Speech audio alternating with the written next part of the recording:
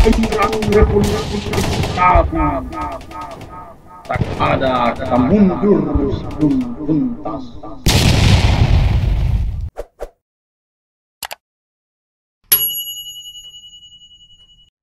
Bismillahirrahmanirrahim. Assalamualaikum warahmatullahi wabarakatuh. Salam sejahtera untuk kita semua. Shalom, Om Swastiastu, Namo Buddhaya, dan salam kebajikan. Salam Keloris Nusantara. Jumpa lagi dengan saya, Deng Kelor.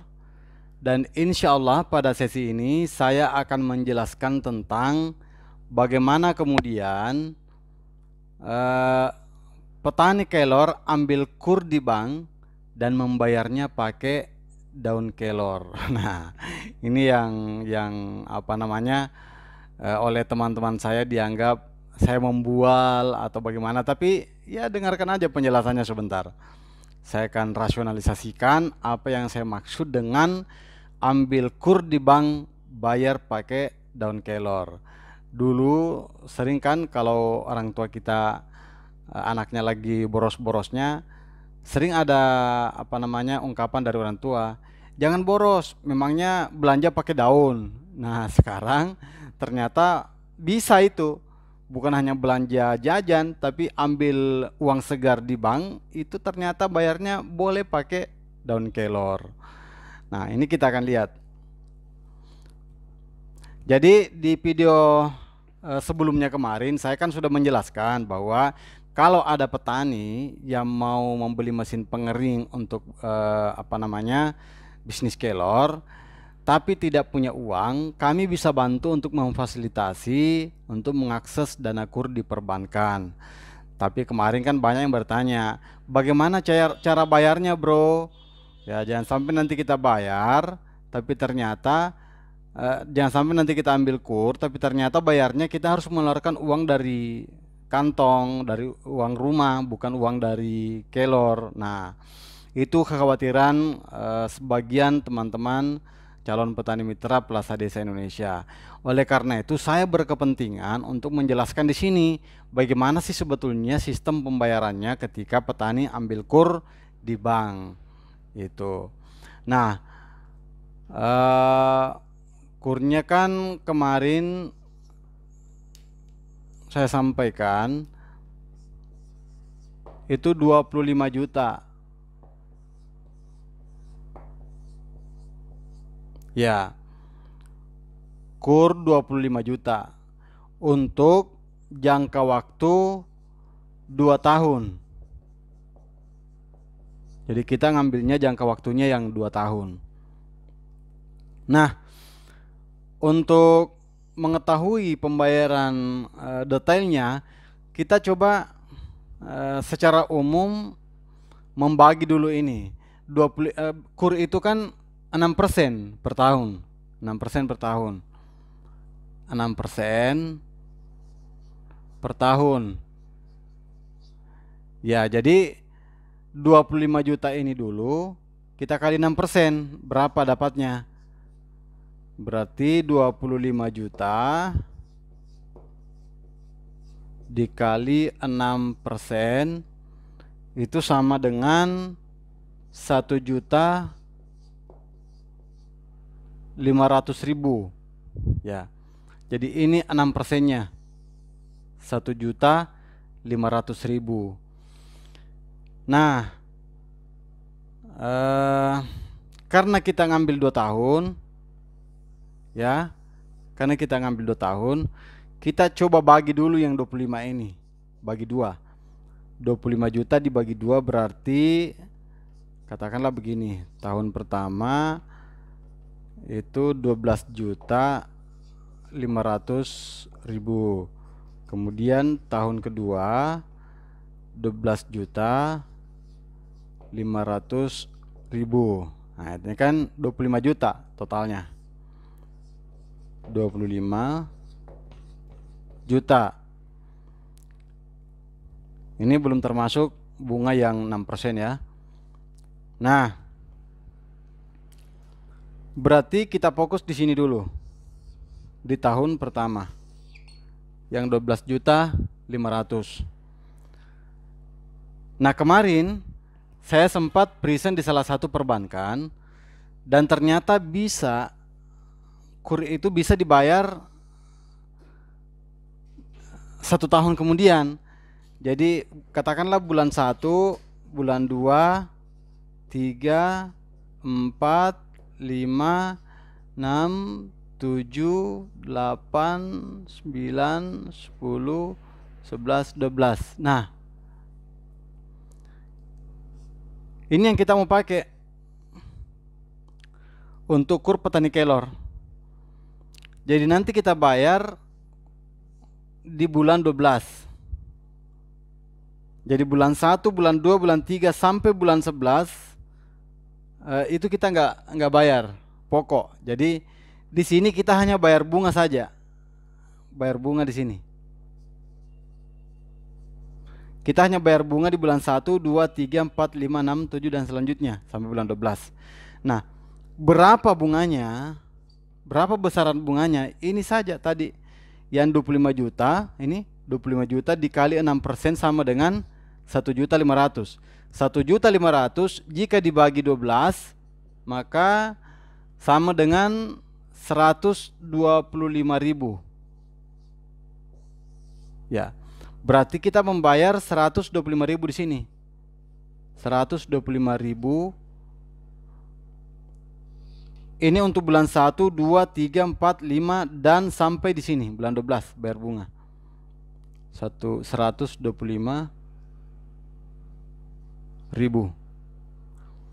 Nah, berarti 125.000 dikali 12 karena ini sampai di bulan 12 kita bayar bunga sama dengan 1.500.000. Berarti selama 1 tahun kita hanya bayar 1.500.000. Nah, oleh pihak perbankan mereka mengamankan diri dengan memotong di awal pembayaran bunga. Jadi di bank itu, saya tidak tahu ya kalau di bank yang lain, tapi kemarin waktu saya present di salah satu perbankan untuk mempresentasekan soal kelor ini, ya seperti itu, bahwa mereka mengamankan diri di awal. Jadi 1.500.000 ini pembayaran bunga di sini sampai di sini mereka potong di awal. Ya, berarti tidak utuh lagi diterima oleh petani. 25 juta dikurang 1.500.000 itu sama dengan berapa ya? 23.500.000. Jadi sisa ini yang diterima. Kenapa? Karena 1.500.000 ini dia mengamankan diri di awal di tahun pertama. Jadi tidak ada lagi pembayaran bunga sampai di bulan 12. Jadi petani betul-betul fokus untuk mengurus kebunnya. Tidak ada lagi yang dipikirkan di sini pembayaran. Yang dipikirkan adalah pihak dari mitra Plaza Desa Indonesia yang memikirkan nanti bagaimana untuk mengatur pemotongan-pemotongan di sini sehingga nanti pada bulan 12 ini kita bisa bayar. Karena begini, nanti di bulan 12 baru bayar pokok. Baru bayar pokok. Berapa pokoknya? Berapa pokoknya yang harus dibayar pada bulan 12? Ini tadi di tahun pertama 12.500.000. Inilah pokok yang harus dibayarkan pada bulan 12. 12.500.000 rupiah. Nah, kita tidak lagi bayar bunga nanti di sini. Jadi ini betul-betul pokok saja ini. Karena bunganya sudah dibayar duluan. Yang tadi ini 125.000 per bulan sampai bulan 12 dipotong di awal 1.500.000. Nah, itu. Jadi pada saat di bulan 12 maka petani hanya membayar 12.500.000. Dari mana 12.500.000 ini? Ya ini pokoknya mulai dari bulan pertama 2, 3, 4, 5, 6, 7, 8, 9, 10, 11, 12. Jadi dihitung semua. Ya, karena sebetulnya kalau plafonnya 25 juta maka ketika ini dibagi 24 bulan karena kita ambil 2 tahun maka itu hanya 1 juta 100 sekian, ya 1 juta 100 sekian, pokoknya yang harus dibayarkan, pokok plus bunga ya, pokok plus bunga. Nah, sehingga ini akumulasi dari 1 juta 100 sekian di sini sampai kemudian kumpul ini 12.500.000 totalnya yang harus dibayarkan. Nah, itu alur pembayarannya. Nah, sekarang yang menjadi pertanyaan besar adalah bagaimana caranya petani bisa mengumpulkan uang 12.500.000 ini dalam kurun waktu bulan 1, 2 sampai bulan 12 untuk persiapan membayar di bulan 12. Itu kan yang menjadi pertanyaan besar. Nah, ini yang apa namanya, mau dipahami secara baik-baik oleh petani supaya tidak ada yang keliru nanti dalam proses perjalanan kredit usahanya. Ya, oke ya. Jadi kalau ini saya kira sudah sangat jelas bahwa di tahun pertama tidak ada pembayaran pokok. Di sini hanya ada pembayaran bunga. Nanti di bulan 12 baru dibayar pokoknya. Oke, kita hapus dulu semua.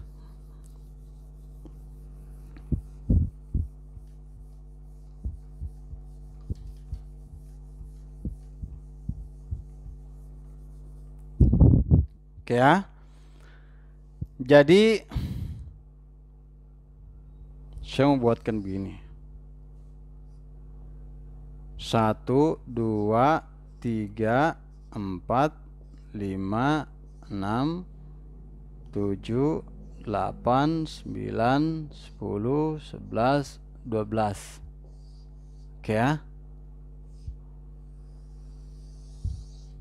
Nah, itu kan 1 tahun. Nah, perlu saya jelaskan bahwa untuk budidaya kelor itu kita tidak langsung panen. Jadi ada waktu pembersihan lahan, penanaman, perawatan, itu sampai di sini. Bulan 1, bulan 2, bulan 3, bulan 4. Ya, walaupun banyak informasi dari teman-teman yang lain bahwa oh tidak, kalau di kampungku kelor itu 3 bulan itu sudah paling lama kalau kita tanam stek. Ini itu sudah bisa panen, tapi kita mengamankan diri di sinilah, jangan 3 bulan. Kita mengamankan diri untuk menghitung di angka 4 bulan. Oke, jadi bulan 1, bulan 2, bulan 3, bulan 4 itu ini proses penanaman. Penanaman dan pemeliharaan. Kapan panen perdana? Kita persiapkan di sini panen perdana di bulan 5, di bulan kelima. Ya, beda antara bulan 5 dengan bulan kelima. Tergantung, kalau bulan kelima tergantung startnya kita di mana. Kalau di Januari ya bulan Mei, kalau Februari ya bulan Juni, bulan kelimanya. Ya, itu beda. Jadi bulan kelima ini, bukan bulan 5. Bulan kelima baru kita panen perdana. Berarti petani baru dapat duit di sini. Berapa yang dapatkan duit petani? Ya, saya tidak perlu lagi menjelaskan berulang karena sudah ada video sebelumnya. Itu saya hanya mengingatkan bahwa kita pakai perhitungan yang baru. Yang mesin pengering itu kapasitas 15 kg per hari. Ya, jadi kita tidak lagi pakai perhitungan 10 kg. Kita pakai yang terbaru hasil uji coba kemarin, 15. Artinya di bulan 5 petani sudah mendapatkan 3.750.000. 3.750.000 dikurang HPP 250.000, maka bersih petani mendapat 3.500.000. Ya, 3.500.000. Di bulan ke-6 petani dapat lagi 3.500.000, berarti sudah 2 kali. Di bulan ke-7 dapat lagi 3.500.000, berarti sudah 3 kali. Di bulan ke-8 dapat lagi, berarti sudah 4 kali. Bulan 9 dapat lagi, bulan 10 dapat lagi, bulan 11 dapat lagi, bulan 12 dapat lagi. Berarti berapa kali? 1, 2, 3, 4, 5, 6, 7, 8. Berarti 8 kali panen di tahun pertama. Kenapa hanya 8 kali panen di tahun pertama? Karena ada masa penanaman dan pemeliharaan di bulan ke-1, 2, 3, dan 4. Ya, jadi 8 kali panen dalam 1 tahun.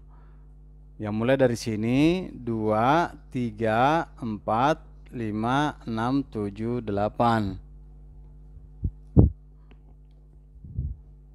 Ya, berarti 8 kali panen. Nah, sekarang hitungannya begini. Karena 1 kali panen, petani bersih menerima 3.500.000. Berarti 3.500.000 dikali 8. Itu sama dengan 28 juta. Berarti 28 juta inilah yang didapatkan oleh petani di tahun pertama. Nah, ini tidak utuh diambil oleh petani karena ada yang harus dibayar. Tadi di sini yang saya hapus tadi saya jelaskan bahwa 25 juta itu dibagi 2 dulu. Karena 2 tahun. Berarti tahun pertama itu sama dengan 12.500.000. Nah, jadi di sini kita mau membayar 12.500.000. Hasil petani yang didapatkan adalah 28 juta. Berarti 28 juta ini dikurang pembayaran yang harus dibayar sebesar 12.500.000. Nah, 28 juta dikurang 12.500.000 berarti masih ada sekitar 15.500.000. Ya, jadi di tahun pertama petani masih mengantongi 15.500.000 setelah dia membayar 12.500.000 di bulan 12. Di bulan ke-12, ya. Ya, berarti masih ada pegangannya petani. Nah, ini yang kita mau cari. Berarti kalau 15.500.000 ini kan mulai panen di sini tadi. Yang kita mau cari ini berapa potongan per bulannya pada saat panen pertama, panen kedua, panen ketiga, dan seterusnya. Oke, berarti hitungannya 15.500.000 ini di mana ya? Ini di sini aja ya.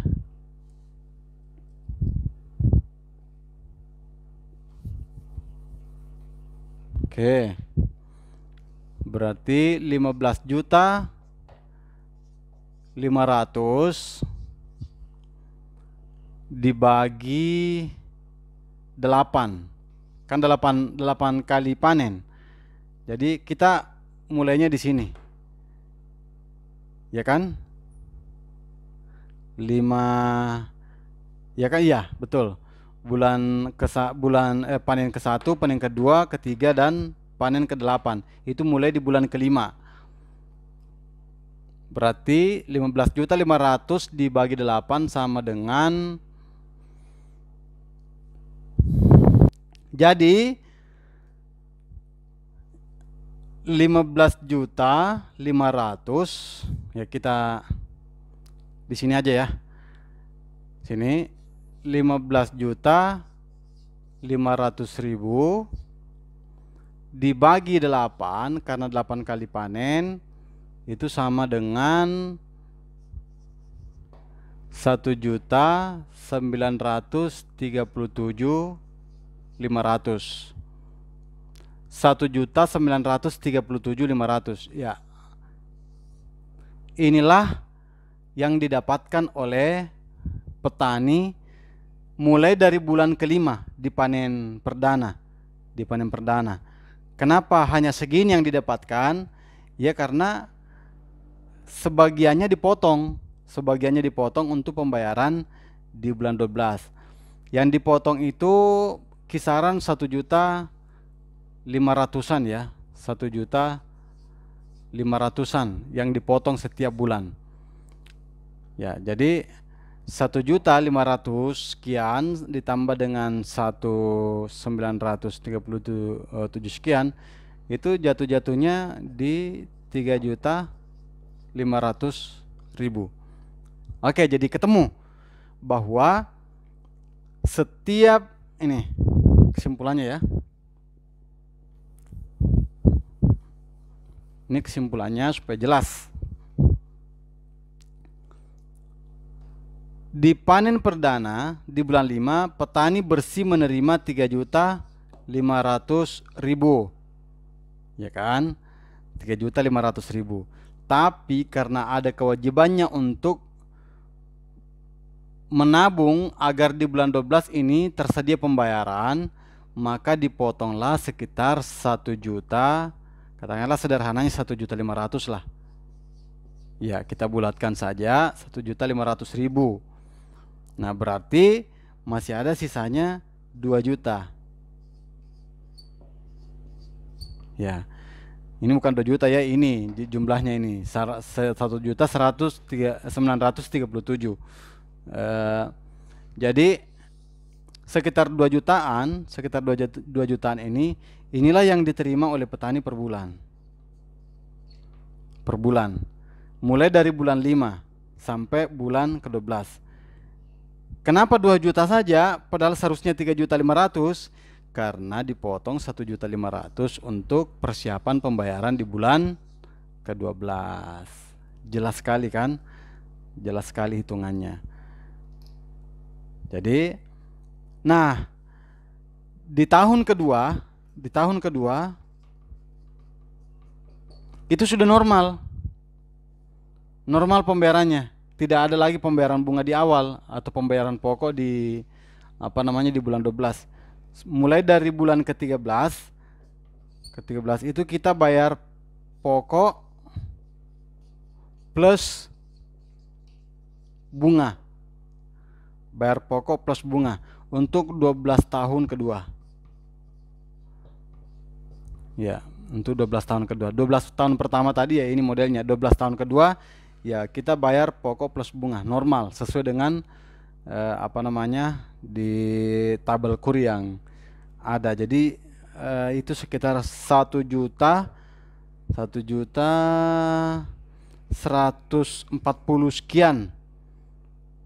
sekian ya. Ini normal kita bayar. Anggaplah dibulatkan 1.200.000, anggaplah begitu. Berarti petani kan sudah dari bulan pertama di tahun kedua itu sudah mulai panen di sini. Berarti 3.500.000 dikurang, kalau kita bulatkan 1.200.000, maka 2.300.000. Berarti masih ada 2.300.000 bersih diterima oleh petani setelah membayar angsuran KUR di bank. Oke, saya kira sangat jelas penjelasannya, walaupun angka-angkanya tidak begitu pasti karena yang pastinya itu nanti pihak perbankan yang menghitung sendiri, tapi paling tidak inilah alurnya, seperti inilah alurnya ya. Saya kira cukup saja sampai di sini. Mudah-mudahan yang saya jelaskan ini ada manfaatnya untuk calon petani mitra agar tidak lagi berpikir bahwa setelah ambil KUR nanti uang kantong yang keluar ya. Oh ya, ada yang saya lupa satu. Jadi petani nanti ini bisa jadi tidak berhubungan dengan pihak perbankan dalam proses pembayaran itu. Jadi bukan tidak berhubungan ya, tapi tidak secara manual karena melalui rekening. Jadi alurnya begini. Oh ya, supaya jelas kenapa kemudian ada slogan ambil kur bayar daun kelor. Ya, ini saya gambarkan alurnya ya. Oke. Jadi kan begini. Ini lahan petani. Lahan petani 1000 meter persegi. Ya. Ini ditanami kelor sebanyak 1000 pohon. Oke. Nah, nanti petani ini setor daun kelor ke Plaza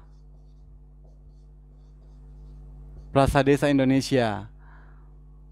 Jadi setor daun kelor ke Plaza Desa Indonesia. Pada saat menyetor daun kelor ke Plaza Desa, sebetulnya ini adalah proses pembayaran ke bank. Ya, jadi petani ini tidak menyetor uang ke Plaza Desa untuk disambungkan ke pihak perbankan, tidak.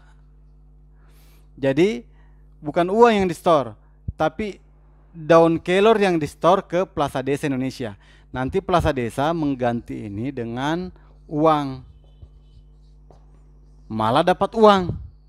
Jadi ambil kredit, bayar pakai daun kelor, kemudian bayar angsuran pakai daun kelor, malah justru dapat untung uang. Ya kan? Jadi ambil kredit di bank, kemudian oleh petani nanti dibayar pakai, jadi di sini ada Plaza Desa, di sini ada petani. Ya. Jadi petani ambil uang bank, kemudian nanti bayarnya melalui Plaza Desa. Dalam bentuk apa dia bayar? Dalam bentuk daun kelor yang di-store ke Plaza Desa. Plaza Desa ini membayar petani dengan uang, ya kan? Nah, sekaligus membuka rekening penampungan pemotongan.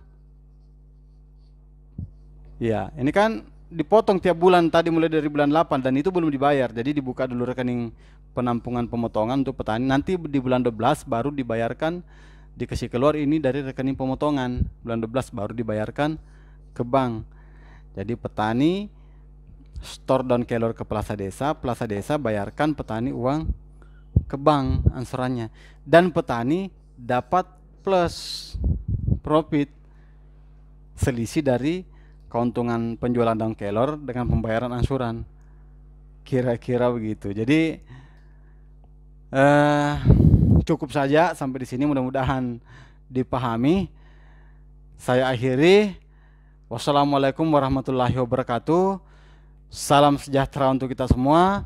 Shalom, Om Swastiastu, Namo Buddhaya, dan salam kebajikan. Salam revolusi nutrisi.